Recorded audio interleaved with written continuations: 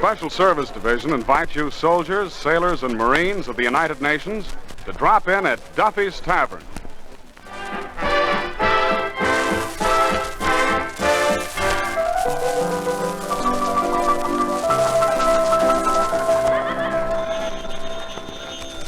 Hello, Duffys, where the elite meet the eat. Archie, the manager, speaking. Duffy ain't here.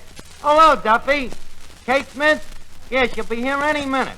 And Duffy, with Kate Smith singing here, will them shekels roll in?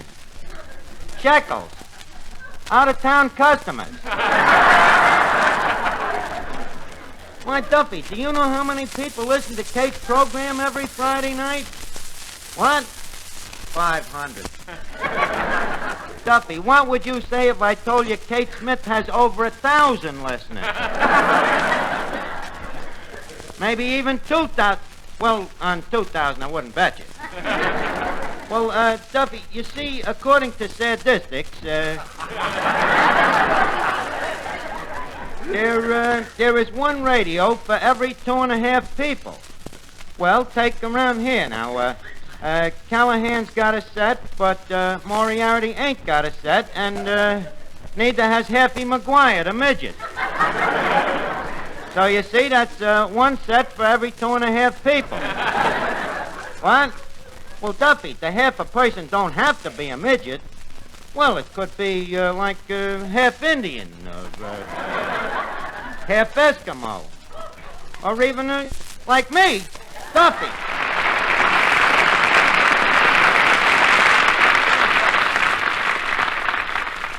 What you doing, Mr. Archer? I'm painting a welcome sign on this tablecloth, Eddie. Here, listen to it. Welcome, Kate Smith, both genial and boisterous. You are to us what pearls is to oysterous.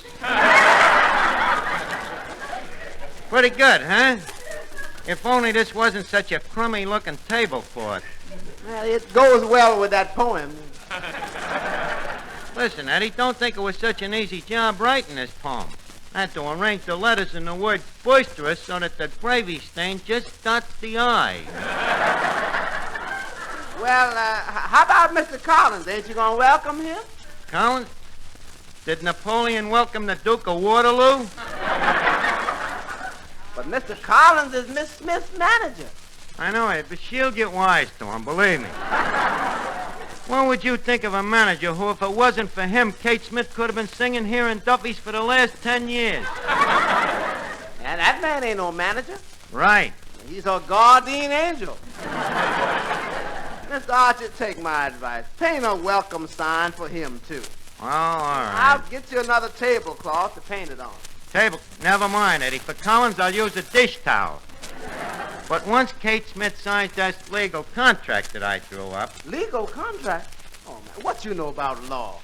What do I know about the law? Didn't I work in a legal firm of Flyshacker, Bushwhacker, Millstone, and Briggs? And Flyshacker? And Millstone? Oh, that sounds like an awful lot of windows to wash. Eddie, I was not a window washer. You mean you was a lawyer there? Well, not exactly a lawyer, but they treated me just like a lawyer. Everybody used to call me Archie the Shyster. Now, Eddie, kindly witness this contract here by prefixing it with your John Hancock, huh? Nothing doing. The last paper I signed got me this job here. But this is different, Eddie. This is just, habeas scorpion, a witness. Go ahead and sign it. Well, okay. Here we are. John Hancock. That's the idea. Now we need one more. Hey, Finnegan. Yeah. Finnegan, I need you as a witness. Oh, sure, Arch. I saw the whole thing. You was only going 15 miles an hour, and the other guy passed the red light. He passed the red light, and he hit you right in the rumble seat. No, Finnegan, I want you to witness this legal contract here. Oh, I'm sorry, Arch, but I cannot sign no papers without seeing my lawyer. Well, I know the law. See me. Yeah, all right. Your Honor, should I sign this paper? Yes. Okay. All right, now here, sign it right here like Eddie did. All right. Say, Let's see, John Hancock. Thanks, Finnegan.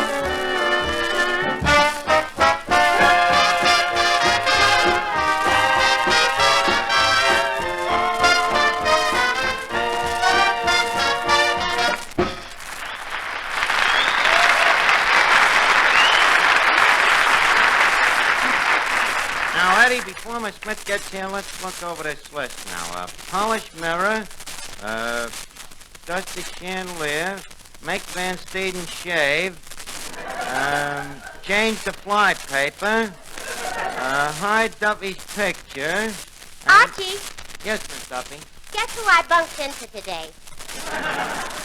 All right, who did you bunk into? My boyfriend.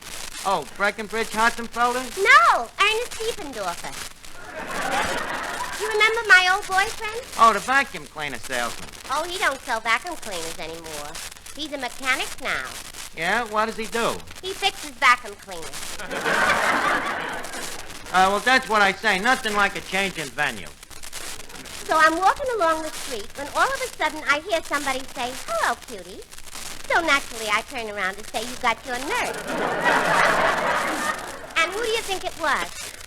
Ernest. It was Ernest's brother. Well, I was warm. So I said, "Hello, George." You know, that's Ernest's brother's name, George. Oh.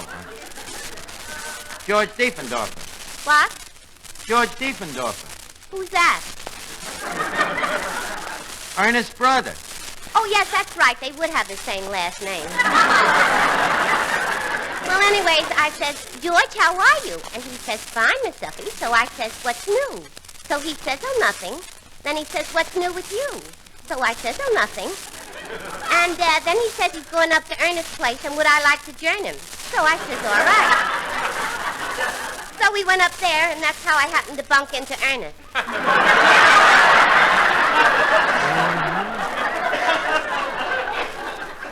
Well, how is Ernest? I think he's all right. Well, was he glad to see you? I think he was glad. Did he ask you for a date? I think so. What do you mean, you think? Well, I couldn't hear him so well. He was fixing the vacuum cleaner. Oh, Miss Duffy, please. Announcing the arrival of Miss Kate Smith Oh, Kate Smith. Oh, boy. and Mrs. Ted Collins. And, Mrs. Ted Collins. Oh, that's Collins, too. Hello, Archie. Oh, Miss Smith, it is indeed an honor to have you amidst among us. Welcome to Duffys. Thank you. You know, some of the greatest people in the world have passed through these portholes. But the greatest of all is your very humble self. That's very sweet of you, Archie. How about my welcome? Look, Collins, we let you in, didn't we? Well, how do you like the place here, Kate? Terrific, huh? Sensational, huh? Huh? Huh. I thought you'd like it. Well, here, let me show you around. Now, if you'll turn to your right, you'll notice on your left over there a genuine moose's head, bagged by Duffy himself, you know, whilst on a hunting trip with his wife to celebrate their 25th wedding anniversary. He shot the moose by mistake.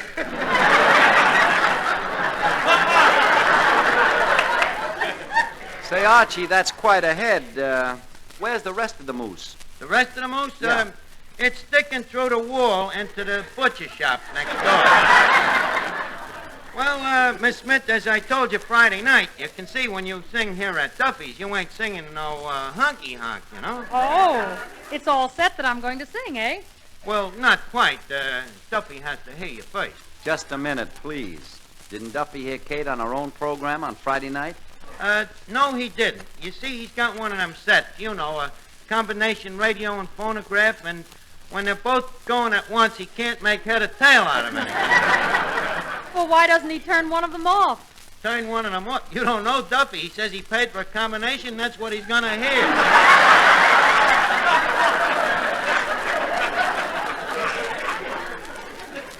Now, what do you say about a song, Kate? Well, Archie, I don't know. I don't think Ted would like it. He wouldn't like it. What does he know? The rest of the people will love it. I'll announce you. Folks, we now present the renoted female chanteuse, Miss Kate Smith. Now, during her song, I want you all to act like the little ladies and gentlemen I know you all are. Hey, Callahan, either take your feet off the table or put your shoes on. Miss Kate Smith, proceed, Catherine.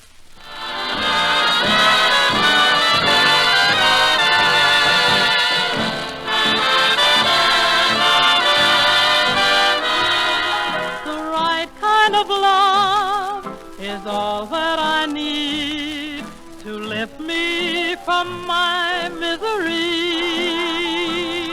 My worries would end if someone would send the right kind of love to me. The right kind of love is so hard to find. It's rarer than pearls in the sea. I tried and I tried, but just can't decide the right kind of love for me. Hey, what I'm looking for in the one I adore isn't diamonds and rubies and stars. Why, he just has to be kind of crazy for me. Now please, is that asking too much? I'll work and I'll slave, I'll scrimp and I'll save when I find my love, yes sirree.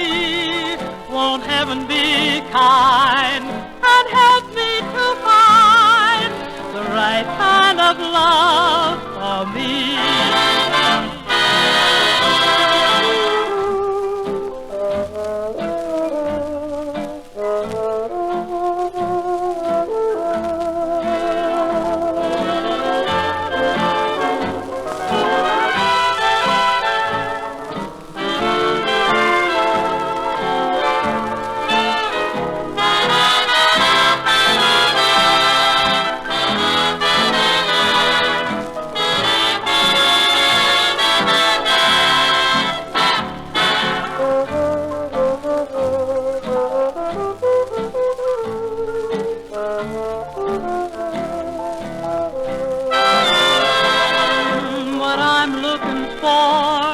In the one I adore isn't diamonds and rubies and stars.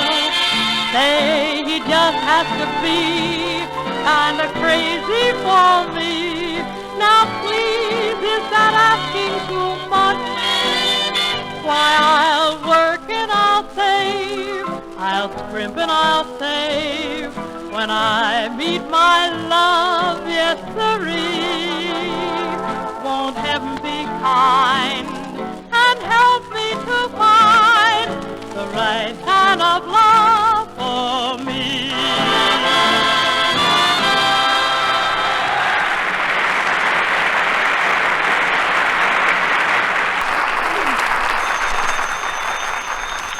Hello? Oh, hello, Duffy. What? Too bad. Goodbye, Duffy. How'd he like it? Well, he says he couldn't tell the phonograph was playing the Anvil chorus.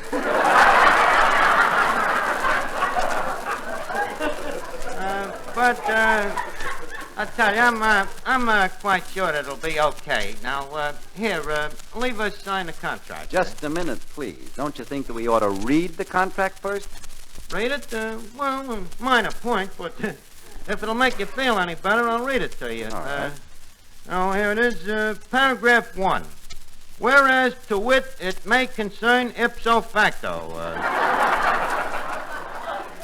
Okay so far, Collins? Oh, nothing could be fairer than that. Good. Paragraph 2. Greetings, mandamus, and exposo facto. That okay by you, Kate? You drive a hard bargain, Archie. Well, business is business. Paragraph 4. What happened to paragraph 3? I can't read it. I wrote it in Latin.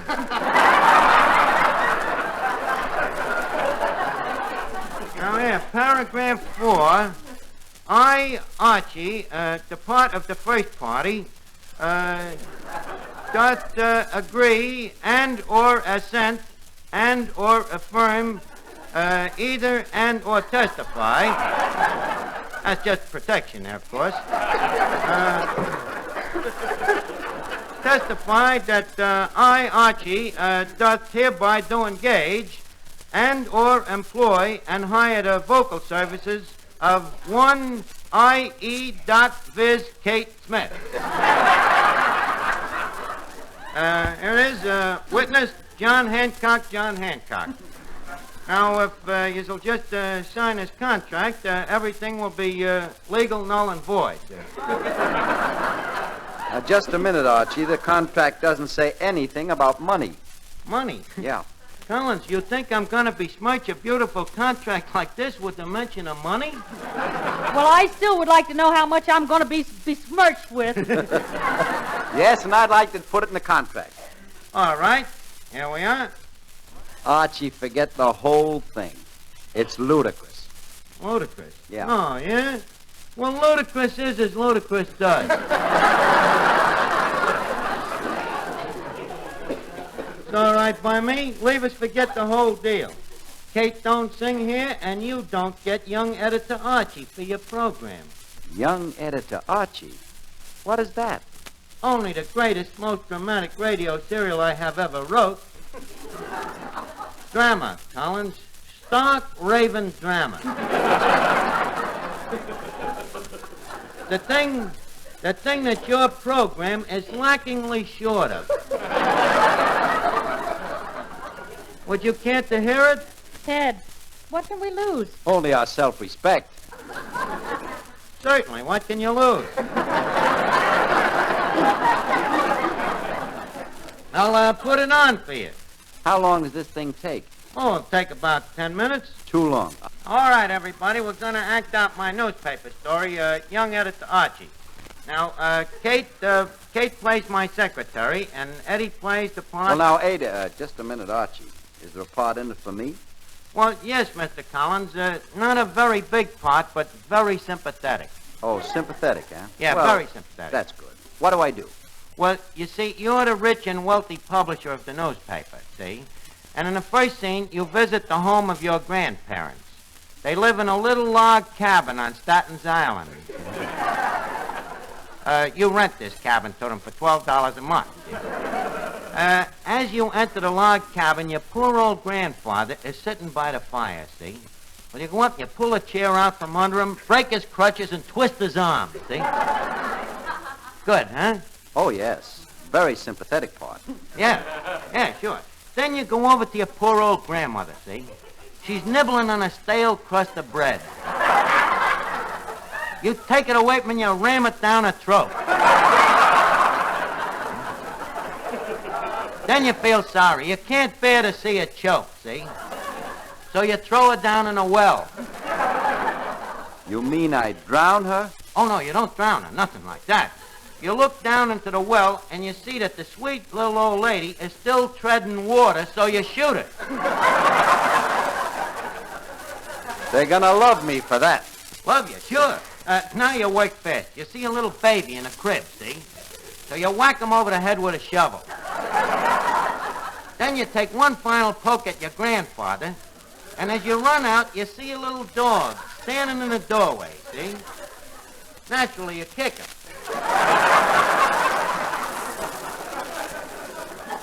And this is going to make me sympathetic, huh? Sure it'll make you sympathetic. You see, it ain't a real dog. It's made out of iron, and when you kick him, you stub your toe, and the whole audience feels sorry for you.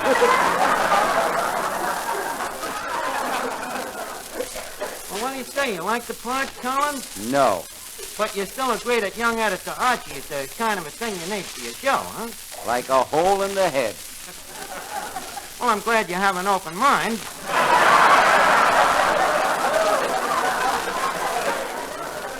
Well, suppose we act it out for you now. Is everybody set? Music. Presenting young editor Archie. Editor Archie is sitting in his office. He is worried. Suddenly, his faithful Irish typesetter comes over to him, and editor Archie pats him on the head. He pats the Irish typesetter on the head? Yeah, he loved that dog. He raised it from a pup. Suddenly, the door opens gently. Ah, it is my faithful secretary, Kate Dinsmore. Hello, young editor Archie. Miss Dinsmore, you've been my secretary how long now? 39 years. 39 years of loyalty and devotion. Here's a free copy of the paper. Oh, that... Well, good night, Miss Dinsmore. I'm going down to the A&T, the Associated Press. See you later. Oh, that editor Archie. He hasn't got blood in his veins. It's printer's ink. To him, I'm just a secretary, Miss Dinsmore. Little does he know that this is more than just a job to me. It's being near him that counts. I love that boy. What's the difference if I say I'll go away? I know I'll come back on my knees someday. For whatever my man is, I'll be his forever. More.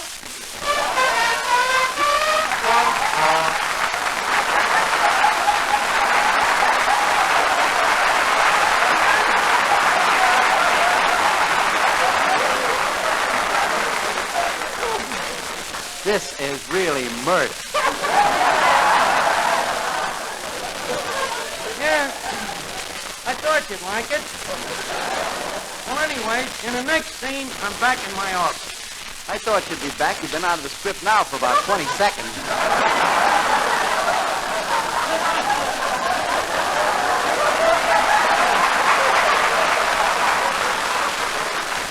Well, Collins, I'm a hard worker.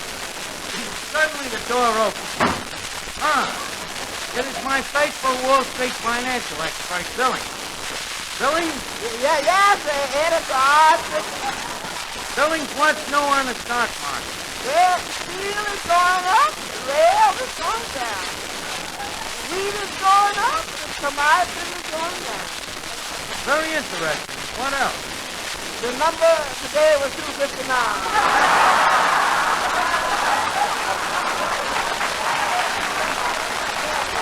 259. 259. Hey, Billings.